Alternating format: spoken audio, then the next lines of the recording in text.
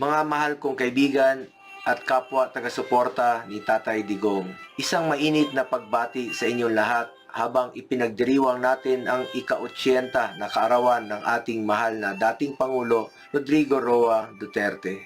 Ang araw na ito ay hindi lamang isang selebrasyon ng kanyang buhay at liderato, kundi isa ring pagsasama-sama nating lahat upang ipakita ang ating matibay na paninindigan sa kanyang mga adhikain at pamana sa ating bayan. Sa ilalim ng kanyang pamamahala, nakita natin ang isang gobyernong tunay na nagmamalasakit sa mamamayan. Isang gobyernong walang inuurungan sa laban para sa kapayapaan, kaayusan at kaunlaran. Sa panahong ito ng pagsubok, mananatili tayong nagkakaisa sa pananalangin para sa kaligtasan at kalusugan ni Tatay Digong. Higit sa lahat, ipagdasal natin na manatili siyang malakas, hindi lamang sa kanyang pangangatawan, kundi pati na rin sa kanyang diwa at paninindigan.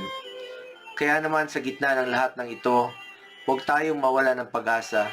Patuloy nating ipanalangin ang ating mahal na Pangulo at ipaglaban ang ating karapatan bilang isang malayang bansa. Huwag tayong magpadala sa takot, bagkus ay magbuklod tayo bilang isang pamilyang Pilipino.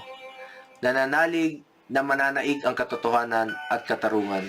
Muli, maraming salamat sa inyong hindi matitinag na suporta kay Tatay Digong at sa ating adhikain para sa bayan.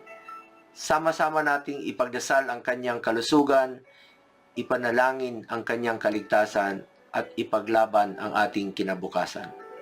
Maraming salamat po sa inyong lahat, mga kababayan kong Pilipino.